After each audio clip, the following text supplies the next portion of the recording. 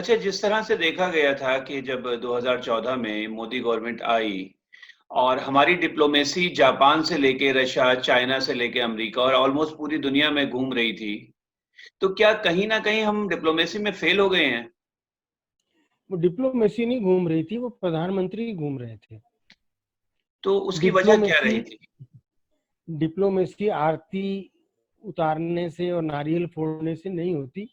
और एक चीज और आपको हम बता दें, ये जी, तो डिप्लोमेसी की बात है, आप अपनी जाती जिंदगी में भी देखें। अगर आपकी गुडविल नहीं है, अगर आपने भरोसा खो दिया, तो आपने सब कुछ खो दिया। आप झूठ बोलकर ज्यादा दिन जिंदा नहीं रह सकते, ज्यादा दिन नहीं चल सकते। जी, और अगर आप सोचते हैं कि आप झूठ बोलकर किसी दूसरे को बेवकूफ बना रहे हैं, तो उससे बड़ी गलती कुछ नहीं है। असल में इंसान अपने आप को बेवकूफ बना रहा होता है। हमारी जापान से कोई बातचीत नहीं हुई थी, लेकिन इन्होंने नारियल तोड़ के डिक्लेयर कर दिया कि हम 100 करोड़ रुपया हमारा आने वाला है, बुलेट ट्रेन चलने वाली है। जी, 3 घंटे हम उसको जो है वहाँ आरती दिखाते रहे बनारस में, जी, हम उसको झूले झुलाते रहे जी, अहमदाबाद में। जी, तो दूसरा भी बेवकूफ नहीं होता। उन लोगों के यहाँ स्टाफ होते हैं और डिप्लोमेट्स होते हैं जिनकी बहुत बारीक निगाह रहती है हर मूवमेंट के ऊपर। जी। तो उसके नताइज यही हुए कि हमने अपनी साख खो दी, हमारी गुडविल खत्म हो गई। जी, हमारी गुडविल खत्म हो गई है और दूसरी तरफ जहाँ है चाइना की गुडविल बढ़ती जा रही है, जो कि हमारा पड़ोसी है और आने वाले टाइम में हमारे लिए शायद और ज़्यादा खतरनाक होगा। जिस तरह इज़राइल में एक पोर्ट उन्होंने लिया है लीज़ पर, या इधर यूएस ने कल जैसे अनाउंस किया है कि 28 साल बाद ऑलमोस्ट ये ब्लास्ट एक करने जा रहे हैं एटॉमिक। तो इसके बारे में एक थोड़ी-सी राय मैं जानना चाहूँगा कि ये 2 इंसिडेंट जो हैं। नहीं, देखिए अभी एटॉमिक वार का तो वक्त निकल गया। अब कोई इसकी जरूरत भी नहीं है और ना वो ऐसा होगा।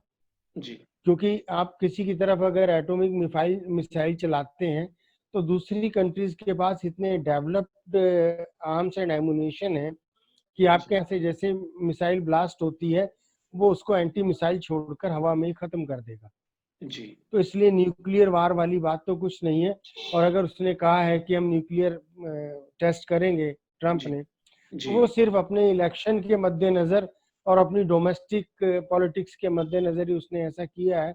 जी, वरना जिस लेजर टेक्निक का उसने 4 दिन पहले इंडो पैसिफिक में दिखाया है जी, नमूना, जी। वो सारे हथियार तो काफी वक्त पहले डेवलप हो चुके हैं। तो आज तो हम एटॉमिक से, लेजर से बहुत आगे बढ़ चुके हैं। हुँ, आज हुँ। हमारे पास, दुनिया के पास इतने बड़े बड़े और इतने अच्छे हथियार हैं कि ये एटॉमिक कुछ भी नहीं रहे उसके सामने। ठीक है। अच्छा, ये जो इज़राइल के अंदर जो चाइना का कोशिश है घुसने की और चा इज़राइल ने कहीं न कहीं परमिशन भी दे दी है और उधर नेक्स्ट डे फिर ये भी हुआ कि चाइनीज़ एम्बेसडर वहाँ डेथ पाए गए। उसका क्या? देखिए अभी जो चाइनीज एम्बेसडर की वहां पर डेथ हुई है, जी, अगर उसके बारे में कुछ मालूमात या कुछ डाउट्स भी हैं, तो मेरे ख्याल पब्लिकली वो कहने लायक नहीं है। ओके। क्योंकि हम नहीं, कोई भी नहीं मान रहा इस चीज को कि वो उनकी नॉर्मल डेथ हुई है। तो जी, आप इसको थोड़ा सा हिस्ट्री में जाएं। जी। इसराइल अपने आप में कुछ नहीं है सिवाय एक प्रोपेगेंडा के। जी, बिल्कुल।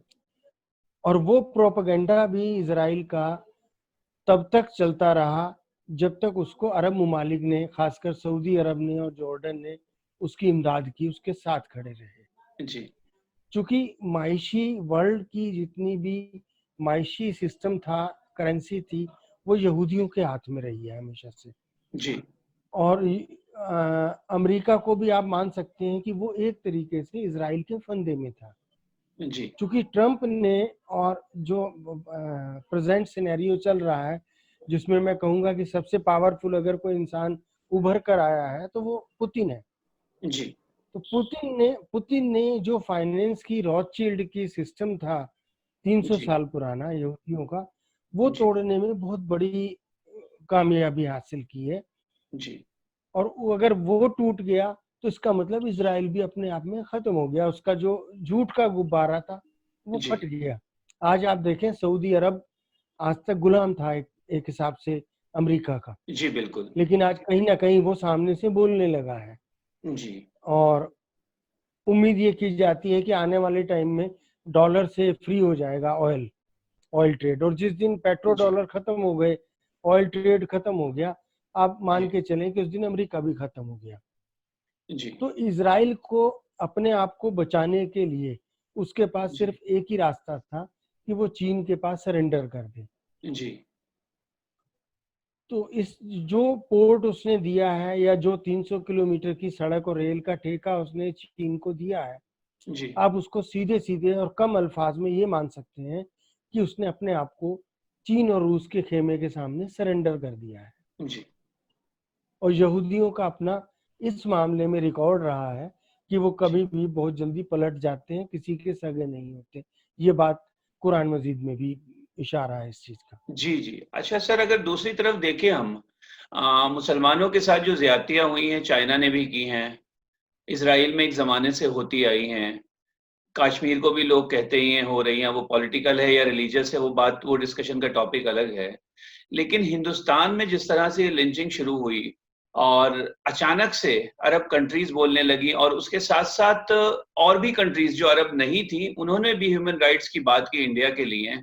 तो क्या ये वो इशारा तो नहीं है जो लोग उम्मीद कर रहे थे कि तुर्की पर जब खिलाफत उस्मानिया का बैन हटेगा तो एक मुस्लिम पावर निकल कर आएगी और शायद मुस्लिम्स यूनाइट हो रहे हैं? इसको आप एक और तरीके से सोच सकते हैं जी, कि तुर्की को रोकने के लिए या तुर्की के कंपटीशन में बाकी मुस्लिम ममालिक इकट्ठे हो रहे हैं। ओके। और आदमी तब इकट्ठा होता है जब सामने कोई दुश्मन हो। जी, अब आज की डेट में वो चाइना को दुश्मन नहीं बता सकते, क्योंकि चाइना बिल्कुल, बहुत पावरफुल है। बिल्कुल। गरीब की जोरू सबकी भाभी। जी, तो ऐसे में सिर्फ एक हिंदुस्तान ही एक ऐसा मुल्क बच गया जहां बेवकूफों की हुकूमत है, या जी, जाहिलों का पॉपुलेशन है, जी, जिसमें आप भी शामिल हैं और मैं भी जी, शामिल हूँ। बिल्कुल। जैसा जैसे जस्टिस काटजू कहते हैं कि यहाँ 95% बेवकूफ रहते हैं, जी, तो बिल्कुल। मेरे ख्याल से गलत कहते हैं वो।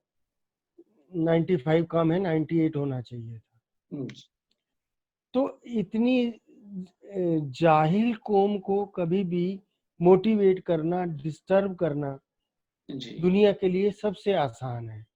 जी, तो हम चूंकि कमजोर मुल्क हैं आज की डेट में, माशी हालत हमारी खराब है, जी, फाइनेंशियली हम खोखले हो गए, जी, सोशली हम लोग एक दूसरे के दुश्मन हो गए हैं। जी, तो ऐसे में उनको कोई तो दुश्मन चाहिए था, लिहाजा उन्होंने इंडिया को टारगेट कर दिया। बाकी जी, इसमें कोई मजहब वाली या ऐसी कोई बात नहीं है। मुझे नहीं जी, लगता कि इस वजह से किया कि उनको मुस्लिम पॉपुलेशन से कोई हमदर्दी है। जी, दूर दूर तक कुछ नहीं है। अगर ऐसी उम्मा वाली बात होती जी, और ऐसा उनको लगता कि ये सब कलमा को भाई हैं, जी, तो सऊदी अरब यमन के ऊपर हमला ना करता, बिल्कुल, बिल्कुल, तुर्की तुर्की सीरिया में ना मारता। एग्री। तो ये सब बेकार की बातें हैं। और पॉलिटिक्स में, सत्ता में, सियासत में कोई जी, मजहब नहीं होता, कोई किसी का दोस्त नहीं होता, कोई किसी का दुश्मन नहीं होता। जी, सबको हाँ, मौका चाहिए। उनको बहाना चाहिए था वहां से लेबर निकालने का। जी, हमारे 10 लाख आदमी काम करते हैं, लेकिन 90 लाख करीब आदमी काम करते हैं टोटल जी, अरब ममालिक में। जी, उस बहाने से वो वापिस आ गए। जी, हमारे की इन्वेस्टमेंट लगी हुई है इंडियंस की, जी, तो जिसको भी बहाना मिलेगा उसकी इन्वेस्टमेंट कैप्चर कर ली, खत्म कर दिया। जी, और रही बात चाइना की, चाइना में मुस्लिम के ऊपर जुल्म हो रहा है, ये भी एक प्रोपेगेंडा है। अच्छा, मुझे नहीं लगता कोई जुल्म हो रहा है। वहाँ ईद भी मनाई जा रही है। अब आप कहें कि हमारे इंडिया की तरह से बाहर बड़ा सा लाउड स्पीकर लगा के और वो खुतबा नहीं पढ़ रहे, तो ऐसा जी, तो ईरान में भी नहीं है, जी, वहां भी बिल्कुल, नहीं पढ़ने देते। जी, बिल्कुल, तो ये सिर्फ प्रोपेगेंडा है, ऐसी कोई बात नहीं है। मेरे ख्याल से मुझे नहीं लगता कि पूरी दुनिया में कहीं भी कोई भी अपने माइनॉरिटीज के अगेंस्ट में जी। जुल्म कर सकता है, या पॉसिबल है। शुक्रिया पावा साहब, बहुत बहुत। और एक सवाल और था, जैसा कि आज ईद है और खबर जी मिली है हमारे सूत्रों से कि आपके यहाँ कुछ सिवैयाँ आई हुई हैं या खीर पड़ोस से। हाँ, जी जी तो जी किस तरह जी जी जी, जी, जी। तो किस तरह गुज़री आज आपकी ईद? अल्हम्दुलिल्लाह हमारा तो रमजान ही बहुत अच्छा गुजरा है। चलें, तो हम सिर्फ सिर्फ ईद ही की बात करते हैं। हम जी, तो एक चीज जानते हैं, जिस दिन दो इंसान मजहब से हटके सिर्फ इंसानियत के नाते जी, एक दूसरे की तरह मुस्कुरा भी देते हैं, तो वही सबसे बड़ा सदका है और वही सबसे जी, बड़ी ईद है। अल्लाह सबको सलामत रखे, खुश रखे। ठीक है। बहुत-बहुत शुक्रिया सर। आमीन। हम इंशाअल्लाह फिर अगले एपिसोड में आपसे मुलाकात करेंगे और कुछ खबरों पर डिस्कस करेंगे। जी जरूर, थैंक यू।